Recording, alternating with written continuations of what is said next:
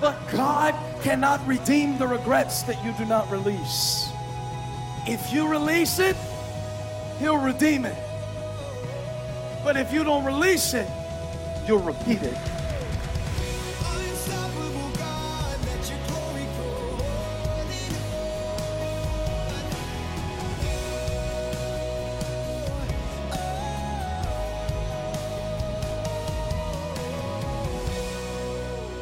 I want to speak to you on the subject today. It's all part of the plan.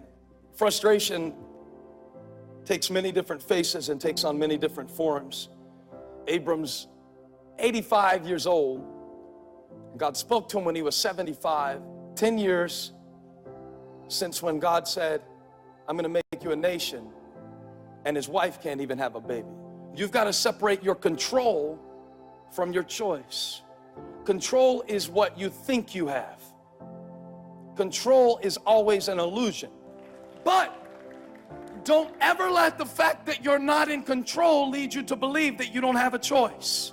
I love this. We got Sarai blaming Abram because he did what she asked him to do.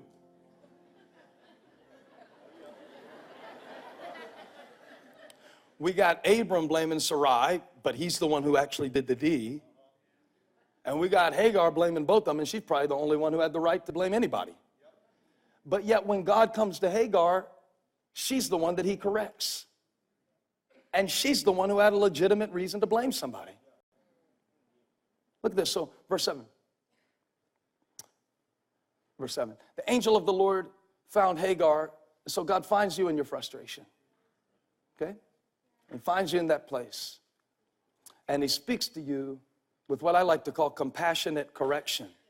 And he shows you the blindness that blaming. I want to talk about blinding blame. Blinding blame. Because Hagar's out here and she's alone and she's pregnant and she despises the people who did this to her and she's somewhat stuck. And God finds her there in a spring beside the road to Shur. Next verse, please. And he said, Hagar, slave of Sarai, listen to this question. It's the same kind of question that God asked Adam in the Garden of Eden when he took what he was given, like Abram took what he was given and created his own solution. And it's a question you can ask yourself today if you're frustrated. Here it is. Where have you come from and where are you going? Where have you come from and where are you going? And Hagar answers the question, but she doesn't fully answer the question. Now what she does is she answers the part of the question that she's able to answer. And so she says, I'm running away from my mistress, Sarai. I'm running away. I'm fleeing. See, you've got forcers, Sarai, and you've got fleers, Hagar. And both can be very destructive when you're dealing with frustration. See, we think it's just the people who force stuff. Those are the ones that we can see their frustration. But how about the ones who never say a word about their frustration until they just walk out of their marriage? How about the ones who never say a word about their frustration till they just quit their job? And this is Hagar. She's not going to force anything to happen. She just leaves. She's just out of here. I'm not putting up with this. Nobody talks to me this way. Nobody treats me this way. I don't have to put up with this. And she's gone. This is some of you. You don't force it. You just flee it. But either way, you miss what God wanted to do. Because if you force it, you miss God's solution because you tried to substitute yours for his. But if you flee it, you miss God's solution because you're not there to see it when it comes. So we've got forcers and we've got fleers, and both are frustrated. And so Sarai says, I can't tell you where I'm going, but I can tell you what I'm running from. Did you know a lot of our lives are much more defined by what we're running from than what we're going to? Come on, talk to me in the back of the room. I know it's a tough word, but I really could use your support. I said I really could use your support in the back of the room. I'm going to force this message, okay? I'm going to force you. I'm a forcer. You don't clap, I'll come up there. I'll hit you with the microphone. And the angel does something crazy. Watch this. The angel says, go back to your misery. Go back to the situation that you can't stand. Huh? Angel said, I know you can't tell me where you're going. I'm going to tell you where to go. Go back. But did you hear how? Go back. But did you still? Go back to your misery, or you're going to miss your miracle.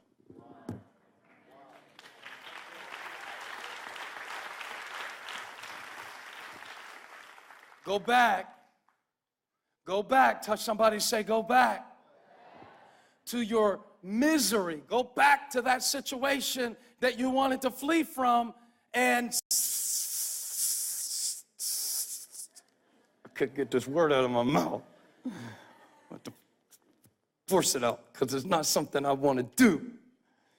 Because Sarai had her own solution, and Hagar had her own solution. But God is more interested in your submission than your solution. And so he says, I need you to go back to that place, that frustrating place, that dry place, that place you had given up on, that place where it seems like you're unappreciated. I need you to go back to that place. So I'm sending you back to a place you don't want to be so you can give birth to a purpose that I've called you to carry. Watch this. I'm preaching. Go back and submit. And then the angel added, if you'll do it, I will increase your descendants. If you'll go back and submit, I'll give you a success so great. I'll increase your descendants so much that they'll be too numerous to count. God says you're going to lose count of all the ways I'm going to bless you if you submit to me in this season. Come on, clap for this, people.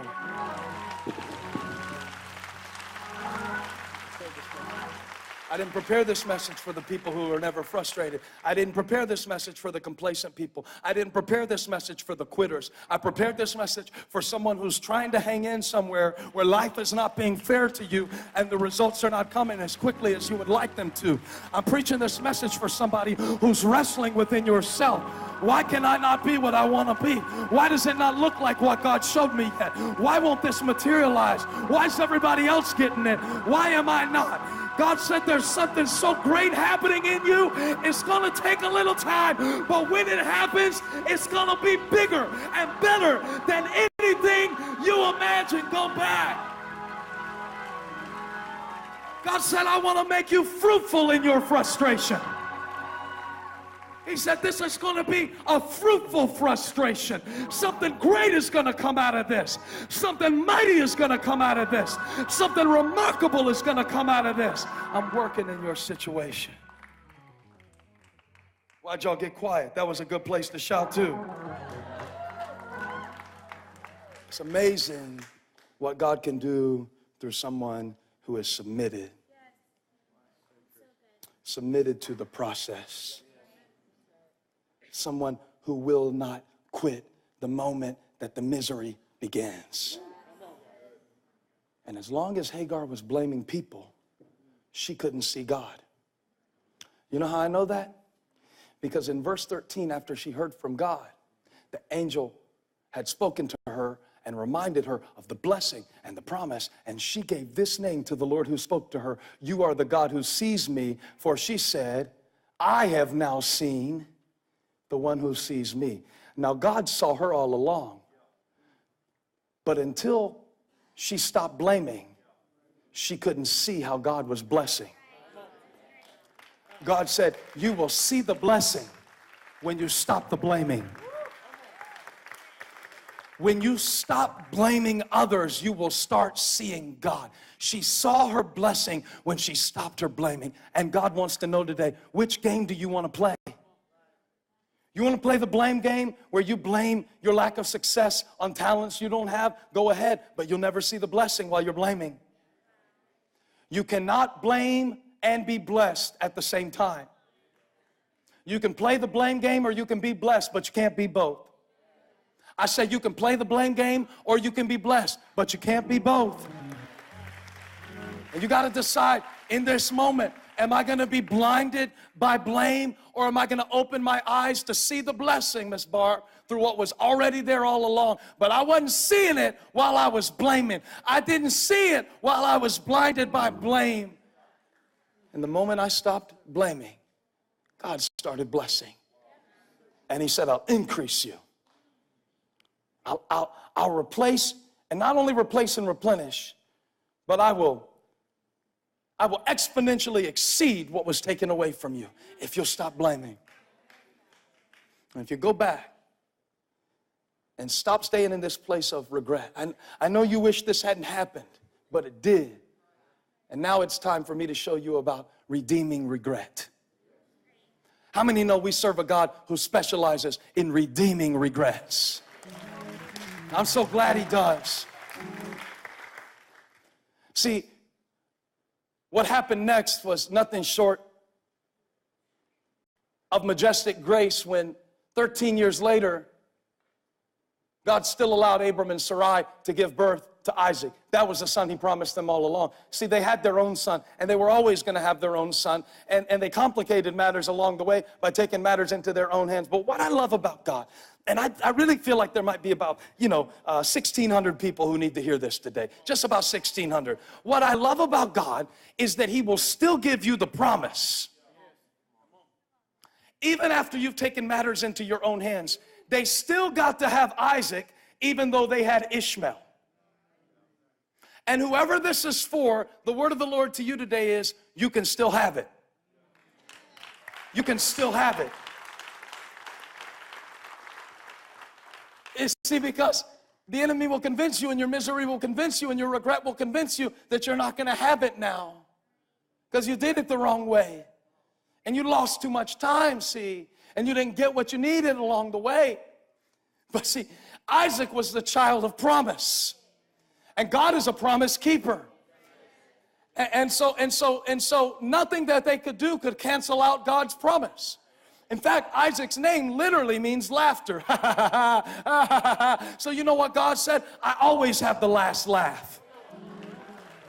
I always have the last laugh. His name is laughter. God said you can still have Isaac. You can still have laughter. You can still have joy. You can still have hope. You can still have happiness. You can still have gratitude. You can still have purpose. You can still have influence. You can still have a relationship with your daughter. You can still have love. It's not too late. You know how I know it's not too late? Abram was 100 years old when he had Isaac. Come on, shake 3 people, say there's still hope for you. It's not too late, God's still with you. It's not too late, the promise is still good. It's not too late. You know what? God is kind of like Chick-fil-A. Did you notice they'll take a coupon anytime?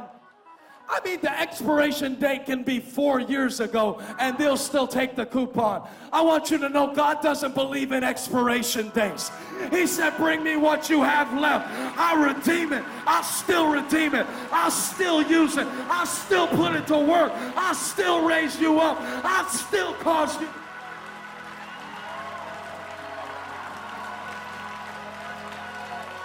Redeeming regrets. But God cannot redeem the regrets that you do not release.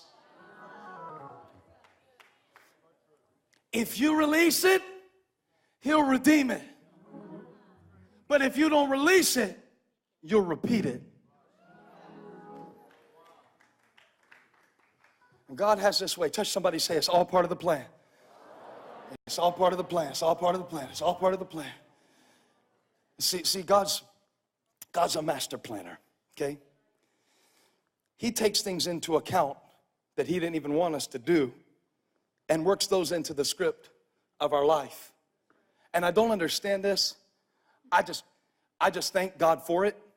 I cannot explain it to you. I cannot convince you of it if you don't want to believe it. If you want to believe that God only uses really good people who make really good decisions and who never do anything stupid, I can't convince you. I don't know what book you're reading, because in my Bible, everybody God used made a mistake to get to the place where they were going. But you might have a different Bible. Your Bible might be a different Bible. I don't. You have a tie-dye Bible. You have a happy Bible. You have the harpist Bible, where everybody in the Bible is angelic. But in my Bible, God took Abram and Sarai's mistake and used it for a purpose. Because I saw something. I have a friend who told me something. He pointed out something to me about what happened three generations later. Three generations later. Abraham, Isaac, child of promise, Jacob, and Joseph.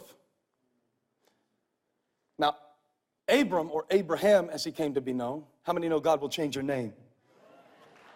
God will change what you call yourself and what others call you. You're not a loser. You're not a tramp. You're not a whore. You're not worthless. You're not a deadbeat. God will change your name. And Abraham was the progenitor of the faith. He started it. Okay? Joseph, 3 generations later, was the preserver of the people. He sustained them. Okay? God is Alpha and Omega, beginning and end, first and last. He starts and he sustains. All right? Abraham, Isaac, Jacob, Joseph. Joseph had to go down to Egypt. He had to go down to Egypt because there was going to be a famine in Canaan. Since God knew there was going to be a famine in Canaan, he had to get Joseph to Egypt so Joseph could store up grain for his family when they came to Egypt. Touch somebody, say it's all a part of the plan. It's all part of the plan. I'm closing, but I got to give you this before I close, because I want to show you just how God incorporates and includes not only the Isaacs in your life, but the Ishmaels too. He uses it all. And when Joseph was 17 years old, his brothers were so jealous of him that they threw him in a pit and beat him half to death and were about to leave him for dead. But it's all part of the plan. See, even the people who betrayed you were part of the plan. Jesus couldn't get to the cross without Judas. It's all part of the plan. That stuff too, yes. That thing too, yes. That too is part of the plan. God will work it in. He'll work it in. If you submit to him now, he'll work it in and he'll work it out. And my word says he works all things together for the good. Let me stop. Because they threw Joseph in a pit and they were about to leave him for dead. But watch this. It says, verse 25, Genesis 37, as they sat down to eat their meal, they looked up and saw a caravan of what? Of Ishmaelites who were going down to Egypt. And they were taking some stuff to Egypt. They were taking spices and balm and myrrh, and they were on their way to take them to Egypt. But they had another stop to make, because they had to pick up Joseph out of that pit and get him to Egypt, because God had to get Joseph to Egypt. And watch this. This is what blew my mind. God used the Ishmaelites, the descendants of the baby who was never supposed to be born, to get his purpose to the place that it needed to go. Oh God, here comes the caravan. See, you think God's only going to use the good stuff in your life. But God said, I'll use Ishmael too. I'll use Ishmael and Isaac. I'll take the good. I'll take the bad. I'll take the ugly. And I'll get you there. Come on, jump on your feet if you believe this word.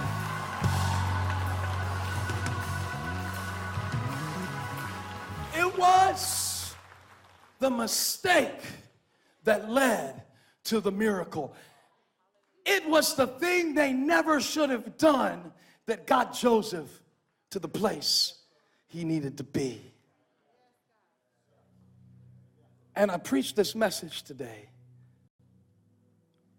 for somebody who is reliving a regret in your life. You know what? If we could do it over again, we'd probably do it different.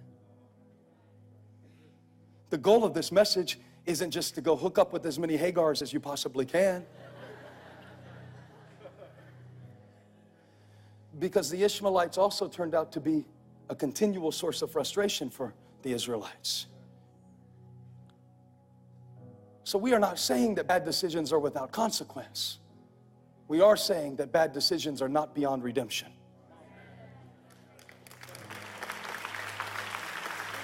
And so,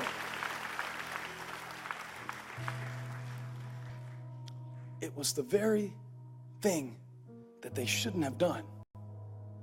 I thought about Dad when I was preparing this message, Mom, how because he was an alcoholic, he sat me down and told me the dangers of alcoholism.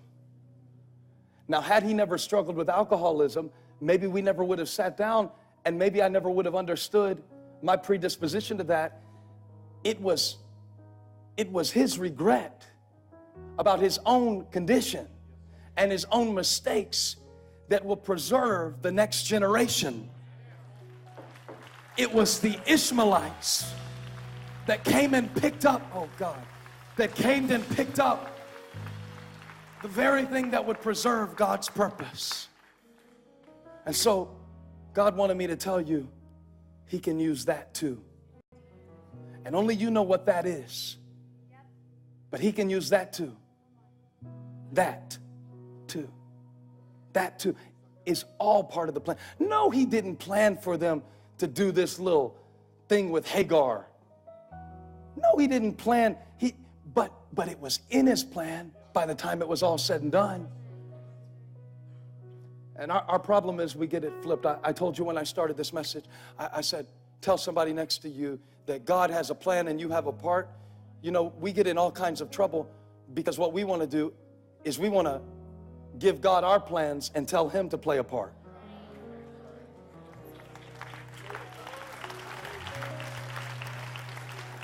But to be submitted to the plan of God is to say, God, I know that you have a plan. Show me what part to play.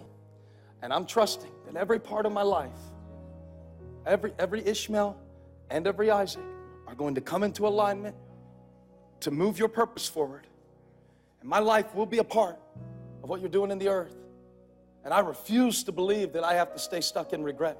I refuse to believe that I have to stay in this pit of a mistake that I made 9 years ago. I refuse to believe that I have to stay in the dysfunction and the despair and the discouragement that was handed to me. I choose to believe that the moment I submit to you, strength is released in my life. Purpose is released in my life. In this season, you don't have time to feel sorry for yourself. You don't have time to blame others. You don't have time to wish what could have been.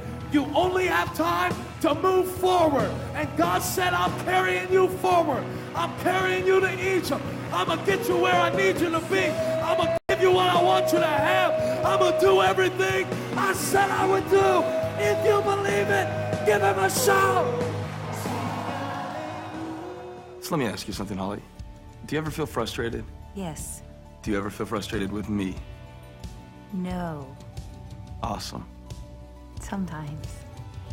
Rarely. Very rarely. Almost never. Almost never. Okay. I don't know if you believe her right now. I definitely don't. But I know that there is no chance that you made it through today without having to deal with the frustration. In fact, when I preached this series of messages in our church that we're making available to you today, by the way, it's 5 different messages on the subject of frustration. Mm-hmm. Because whether it's the little things or whether it's the big things, the way that you deal with the frustrations of life and whether you push through them, whether you push back on them, and even sometimes whether you learn to go with them will determine the future you experience. Yep. And so I think a lot of times we assume that because we're frustrated in a certain area that we can't be fruitful in that area. Yeah. But I found that the greatest fruit often comes from the greatest frustration. Yes. So when you're the most frustrated with me, that's when the greatest fruit is coming for. I don't know if that's true, but I know that you're going to enjoy this series. Listen to some of the sermon titles. Making Friends with Frustration. It's all part of the plan. I love that one because it puts it in perspective that even when I'm regretting something from my past, often that's something that God wants to use to get me to my future. It's all working together for the good, like Romans 8 says. Frustrations of a Fixer. How to Love the Mud. That's one that I got from a personal experience with our kids. How to see the things in our life in a different light sometimes that will help us go from seeing them as something to endure to something to enjoy. So good. As well as a bonus teaching on the subject of disappointment. I believe this will be a blessing to you. Call the number on your screen or visit us online at StephenFurtick.com. We want to get these resources to you right away for a gift of any amount, and any gift that you give will go to further this ministry so that we can help more people and tell more people the good news about Jesus and help more people live a victorious Christian life. Thanks for joining us today on the Elevation Experience. We've got more information about today's special offer coming up. God says, I want to make a delivery into your life. He said, I'm gonna dig out around that place, and then I'm gonna dump on it. I'm gonna dung on it. I'm gonna allow you to go through a season of failure until you begin to see failure as fertilizer. What I want to do is I want to dig around those places where you've been disappointed. And then I want to allow your life to be covered in some stuff, some messy stuff, some smelly stuff, some hard stuff. But if you can learn to see that what I'm doing while I'm digging isn't so you will die, but it's so that what's in you can come more fully alive, you can deal with it. We all have parts of our lives that aren't turning out quite like we planned. But how do we know when it's time to keep pushing or just cut our losses? In the series Dig It, Finding Your Destiny in the Dirt, Pastor Stephen Furtick reveals how our disappointment can help direct us to the life God designed for us all along. This 5-part series is our gift to you as a thank you for your gift to expand the reach of Stephen Furtick Ministries. To give now and request these resources, call the number on your screen. Visit StephenFurtick.com or send your request to Stephen Furtick Ministries at P.O. Box 1679, Fort Mill, South Carolina 29716.